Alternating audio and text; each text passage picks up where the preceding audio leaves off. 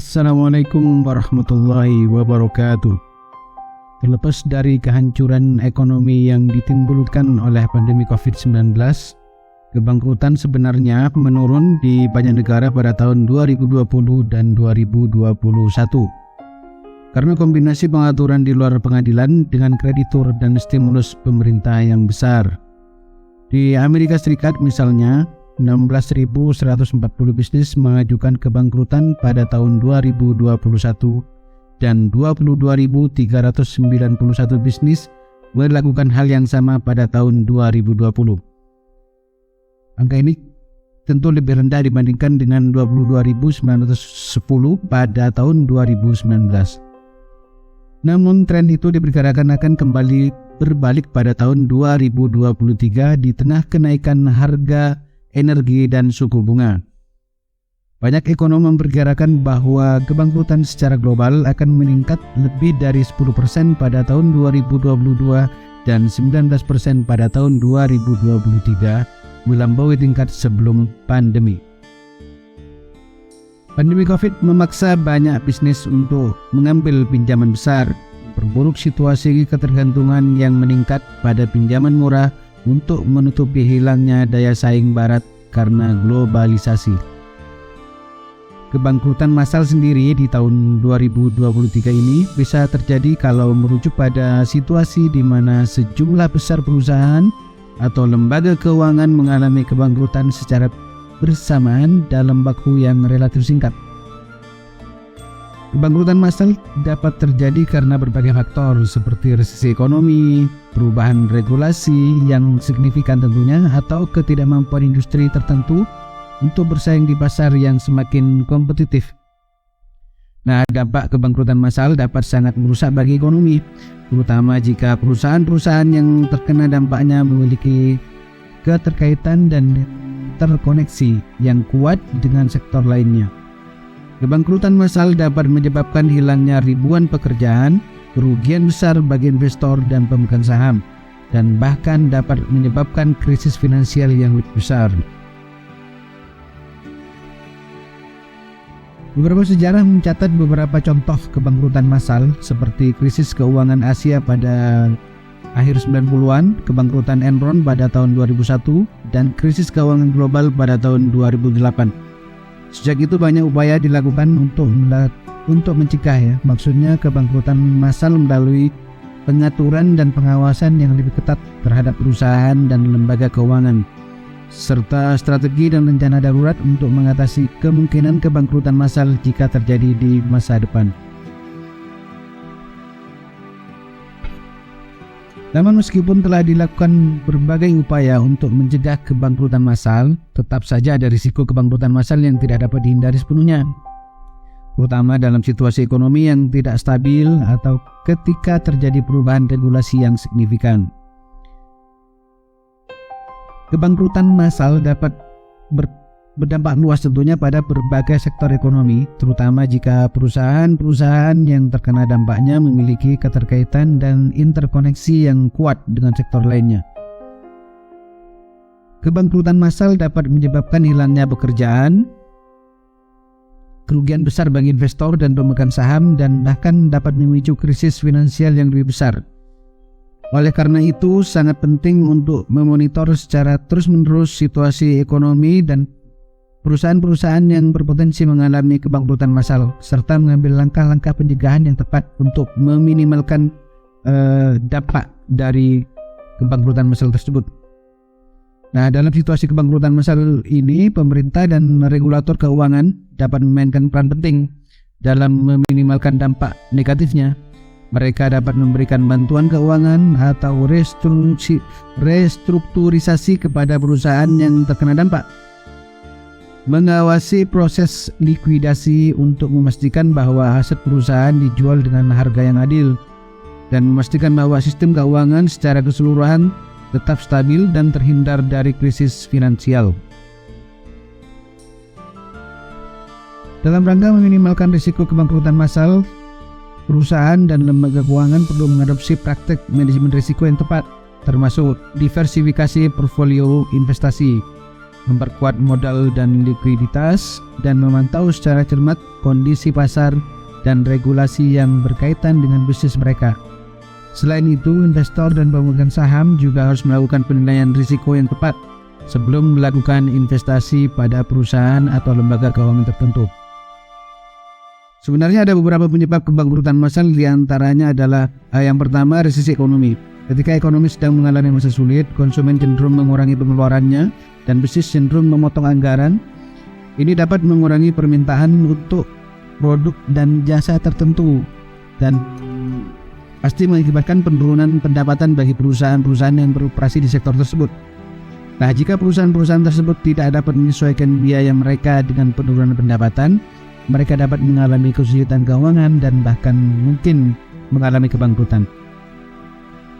Kemudian yang kedua, perubahan regulasi bisa menyebabkan kebangkrutan massal. Ketika ada perubahan dalam regulasi yang signifikan, perusahaan-perusahaan yang beroperasi di sektor yang terpengaruh oleh perubahan tersebut dapat mengalami kesulitan menyesuaikan diri. Misalnya perusahaan yang tergantung pada regulasi tertentu atau yang membutuhkan lisensi tertentu untuk beroperasi dapat mengalami kesulitan jika regulasi tersebut berubah atau jika lisensi dicabut. Kemudian persaingan yang meningkat juga dapat menyebabkan terjadinya kebangkrutan massal. Jika sebuah industri menjadi semakin kompetitif, perusahaan-perusahaan yang kurang kompetitif atau yang tidak mampu bersaing dalam hal harga, kualitas, atau inovasi dapat mengalami kesulitan. Dan beberapa kasus, perusahaan-perusahaan tersebut bahkan dapat mengalami kebangkrutan jika mereka tidak dapat mempertahankan pangsa pasarnya.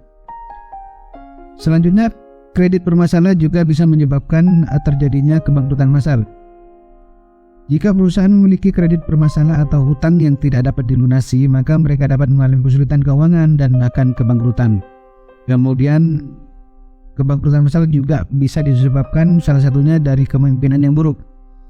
Kepemimpinan yang buruk, keputusan strategis yang tidak tepat, dan pengelolaan keuangan yang buruk dapat menyebabkan kebangkrutan pada instansi atau perusahaan tertentu. Kebangkrutan massal dapat terjadi ketika beberapa perusahaan mengalami masalah keuangan dalam waktu yang bersamaan, atau jika banyak perusahaan terpengaruh oleh faktor-faktor eksternal yang sama. Dalam kedua kasus tersebut, kebangkrutan massal dapat terdampak luas pada ekonomi dan masyarakat secara menyeluruh. Salah satunya adalah rendahnya peredaran uang tunai di masyarakat mungkin bisa menjadi salah satu faktor yang berkontribusi terhadap kebangkrutan massal. Tetapi tidak bisa dipastikan bahwa ini menjadi satu-satunya penyebab. Kebangkrutan massal dapat disebabkan oleh berbagai faktor yang kompleks seperti mismanagement di beberapa perusahaan, pertumbuhan ekonomi yang lambat, persaingan yang ketat, perubahan regulasi, dan banyak lagi. Meskipun demikian, kekurangan uang tunai di masyarakat memang dapat menjadi faktor yang memperburuk situasi keuangan perusahaan dan mendorong mereka ke arah kebangkrutan massal. Kekurangan uang tunai maksudnya dapat menyebabkan penurunan daya beli konsumen, menurunnya pendapatan perusahaan, kesulitan dalam memenuhi kewajiban, maksudnya kewajiban keuangan dan lain sebagainya. Salah satu contohnya untuk melunasi hutang. Oleh karena itu penting untuk menjaga peredaran uang tunai yang cukup di masyarakat agar ekonomi dapat berjalan lancar, sehingga perusahaan-perusahaan tersebut dapat mempertahankan kondisi keuangan yang sehat dalam kondisi krisis. Salah satu penyebab adalah semakin jauhnya manusia dari agama, terutama dari menyembah Allah. Manusia dapat menjadi semakin jauh dari Allah karena terpengaruh oleh berbagai faktor seperti kesibukan hidup yang padat, pengaruh lingkungan yang kurang mendukung, kurangnya pengetahuan atau pengaruh lingkungan yang kurang mendukung, kurangnya pemahaman yang benar tentang agama, serta godaan-godaan dunia yang sering mengalihkan perhatian manusia dari hal-hal yang bersifat spiritual.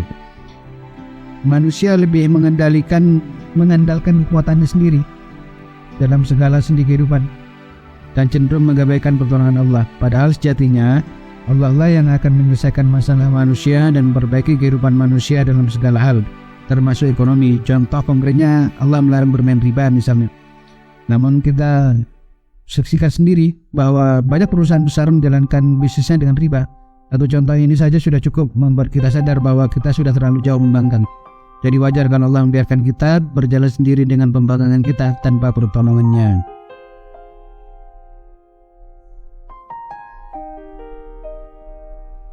Namun bagi orang yang beriman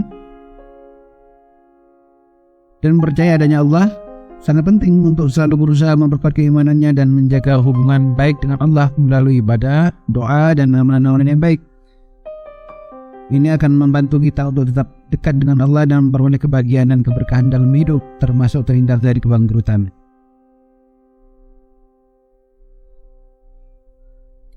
Ada beberapa cara sebenarnya untuk mencegah kebangkrutan massal, diantaranya yaitu diversifikasi portofolio investasi. Diversifikasi portofolio investasi dapat membantu mengurangi risiko kebangkrutan massal karena tidak seluruh portfolio tergantung pada satu sektor atau perusahaan. Kemudian memperkuat modal dan likuiditas. Perusahaan-perusahaan harus memperkuat modal dan likuiditas mereka sehingga mereka dapat menangani situasi keuangan yang sulit. Hal ini dapat dicapai dengan mengumpulkan modal tambahan, mengelola kas dengan hati-hati, dan meminimalkan hutang. Selanjutnya, menjaga transparansi keuangan. Instansi atau perusahaan harus menjaga transparansi keuangan dan memberikan laporan keuangan yang akurat kepada investor dan pemegang saham. Hal ini agar dapat membantu mengurangi risiko kebangkrutan massal karena memberikan gambaran yang jelas tentang kinerja keuangan perusahaan. Kemudian memantau kondisi pasar dan regulasi. Perusahaan-perusahaan harus memantau kondisi pasar. Para pelaku bisnis harus memantau kondisi pasar dan perubahan regulasi yang berkaitan dengan bisnis mereka sehingga mereka dapat menyesuaikan diri dengan cepat jika diperlukan. Kemudian memperkuat manajemen risiko. Perusahaan-perusahaan harus memperkuat manajemen risiko mereka untuk mengidentifikasi risiko potensial dan mengambil tindakan yang tepat untuk mengurangi risiko tersebut. Selanjutnya, membangun hubungan yang kuat dengan pemberi pinjaman dan kreditur. Perusahaan-perusahaan harus membangun hubungan yang kuat dengan pemberi pinjaman dan kreditur sehingga mereka dapat memperoleh bantuan finansial jika diperlukan. Ingat ya, jika hal ini diperlukan. Kalau nggak perlu ya sudah, pakai modal sendiri aja, nggak perlu kita memakai dana pinjaman. Selanjutnya, menjaga kesehatan keuangan secara berkala. Harus secara teratur mengevaluasi kesehatan keuangan mereka dengan menguji rasio keuangan dan mengidentifikasi potensi masalah keuangan yang mungkin timbul di kedepannya. Selanjutnya, mengambil langkah pencegahan. Perusahaan harus mengambil langkah pencegahan yang tepat seperti mempertahankan pengawasan yang ketat terhadap operasi bisnis, memperkuat pengendalian internal, dan meninjau kembali kebijakan dan prosedur operasional secara berkala.